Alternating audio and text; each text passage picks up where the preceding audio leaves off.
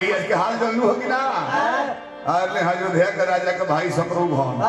मर के बिगड़ नहीं है। शत्रुघ्न जी पर हाथ उठा जी का माई। अरे हाथ उठौला हसो मूर्छित को नहीं है जाई है ना। लक्ष्मणो जी आई रहले हैं मूर्छित। भरत होइले हैं मूर्छित। मरले में खिया बेहोश बाल बेटा हनुमानों के फेना में पहनले बनी जा। हनुमानों के रामो ले हमाई राजा राम बाण निकाल ले नहीं है जा। पहले वाल्मीकि बाबा आकर रोक देनी हो। लड़ाई रोक गई हो अपन घोड़ा लेके चल ले हो। जब सीता जी सुनली कि रामो पर हाथ उठौले बड़े सौ हर आंख से लूर गिरे लगल कहली कि बेटा ई का कइलो।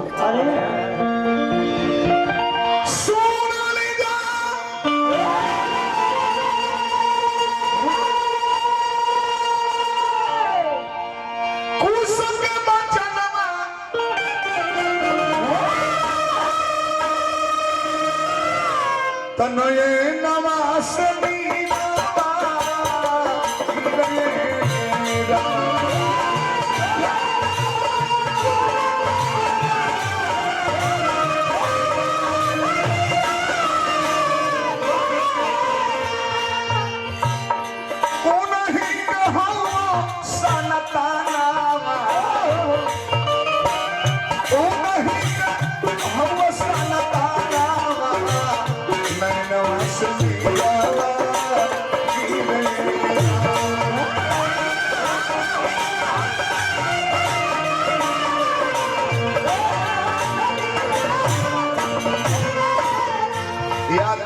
फिल्म के रील चले ट्रेलर में जिंदगी याद पता जान की हर हर रोता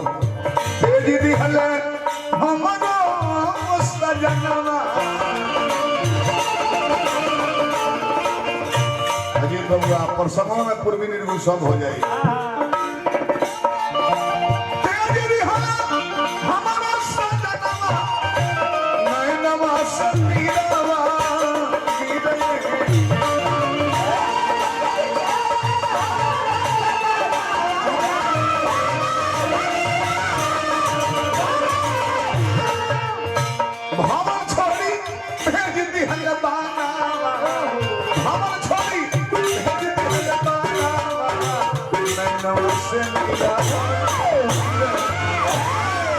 वाल्मीकि जाके शांत करके सीता शांत हो जा। लोग उसको कि माई ये बात अपना दिन से छुपौले कहे रहलू हमने के राम के बेटा है। हाँ बबुआ अयोध्या के महारानी तपस्विनी के रूप लगे अपन जीवन यापन कैली गर्भवती अवस्था में पति त्याग दहले। रजनीश कवि ने कहा है कि राम एक अच्छे राजा थे एक अच्छे पति नहीं थे गोमा बाबा। वाल्मीकि जी कहने की बबुआ तू लो जा लो हम जो रामायण लिखले बनी एक प्रचार अयोध्या में करो तो हम कथा सुनाते राम सफल गुण रामायण पुण्य कथा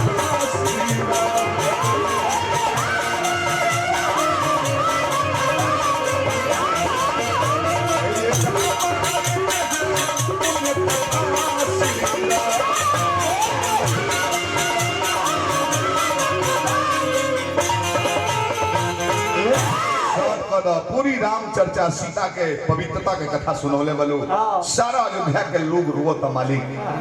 हे प्रभु राम मैया जानकी के गलती से बाहर भेजा गई बा स्वीकार कली बा कि राम राजा रहले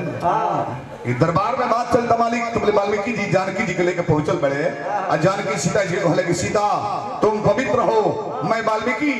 अपने पूरे पवित्रता का शपथ लेकर कहता हूं कि सीता पवित्र है। राम सीता को ग्रहण किया जाए। राम बोले कि ठीक है सीता पवित्र है हम जानते हैं लेकिन सिर्फ हम एक पति नहीं हैं हम एक राजा भी हैं। राजा का फर्ज एक जज का फर्ज बिना सबूत के कुछ नहीं होगा। हे सीता अपने पवित्रता का परीक्षा देना होगा तुम्हें। बोले कि हे नाथ पवित्रता के परीक्षा दे दे ठाक कोई बनी होगा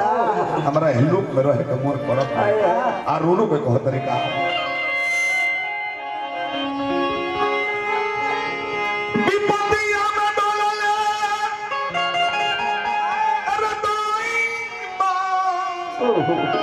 अरे विपत्तिया में डोलले एहे अबला अवरतिया के विपत्तिया में डोलले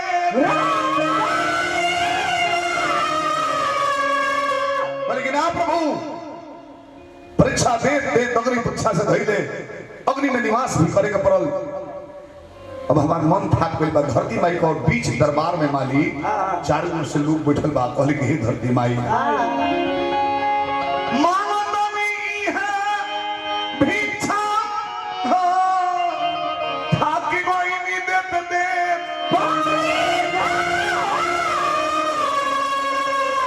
फाटे माई धरतिया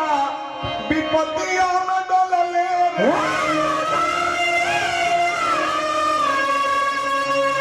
मैया जानकी जी कहत भाई कि धरती फाटे लगली बल्कि हे स्वामी अंतिम समय हमारा चुकल बा हई दुगो बबुआ बालो ए लोग करुआ ग्रहण कले अपना ले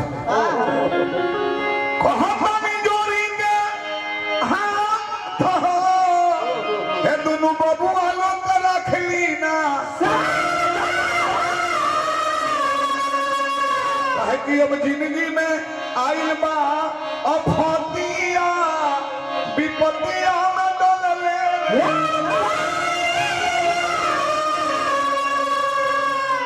तो धीरे धीरे धरती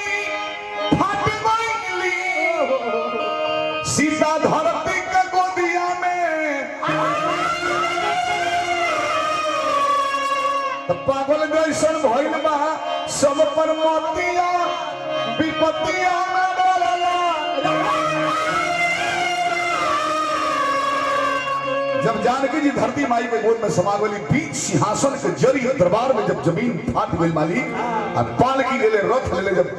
धरती माई बोली कि हे बेटी इस धरती पर तुम्हारा स्थान नहीं रह गया है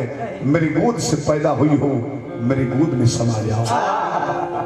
जब जाकर सीता जी बैठ गई बड़ी माली और रथ नीचे जाए लगा राम के क्रोध हो गई कल की सारी धरती का काम तमाम कर दूंगा और तबले जाने की ब्रह्मा जी स्वयं दरबार में ऊपर आकर सामने विराजमान बड़े बोले हे राम धर्म का संस्थापना करने वाले प्रभु श्री राम मर्यादा पुरुषोत्तम सीता का जाने का समय हो चुका है अब उसे जाने दीजिए आपके जाने का भी वक्त नजदीक आ चुका है। तो जायके समैया अब आ गईली सीता जी धरती में समा गई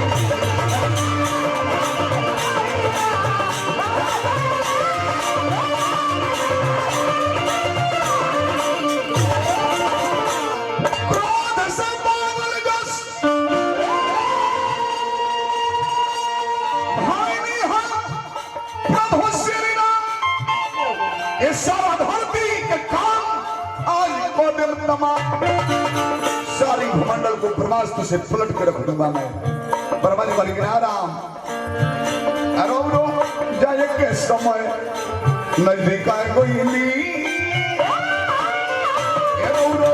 जाए के समय नजदीक आए कोई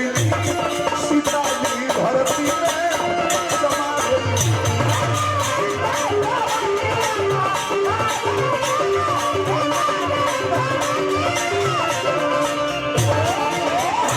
सीता मैया धरती में समाई वाली राम के आंख से हर हर नूर गिरता जनक जी अलगर होता रहे वशिष्ठ बाबा अलगर होता रहे तबले एक दिन वायु देवता दूध के रूप बना के आई बड़े कहले हे प्रभु अकेले में बात कर कहले चली कहले कि ना वादा करी लेकिन और बीच में जो हुआ गई हमने के तो उनका करूँगा जान से हमारा कहले कि वचन लेता नहीं रघुवंश खानदान के वचन हो बीच में के हुआ गई मीटिंग के अंदर तो कर जान ले ली लक्ष्मण पहरादारी की जिम्मेवारी तुम्हारी है जाओ गेट पर पहरादारी लक्ष्मण जी करता रहे कमानी बंद कर दिया अब ब्राह्मण रूप में बावी देवता रहा स्वयं पवन देवता प्रकट हो गए अलग अलग कहे कि हे प्रभु अपने लोग को पधारिए आपका समय में दिखा चुका है। भगवान राम कहने की ठीक बात तौले दुर्वासा गेट पड़े बड़े राम नहीं दिख रहा है कहाँ है लक्ष्मण जी कहने की प्रभु कुछ देर विश्राम करी प्रभु मीटिंग में मैंने कहा तुरंत अन्ना तो कमंड से जल निकालब सारी अयोध्या के विध्वंस कर दे। लक्ष्मण जी कहले कि तब तो हमरे मर गए ठीक बन कल के रुक जाएंगे आ जीव रूप में ढुकल वाले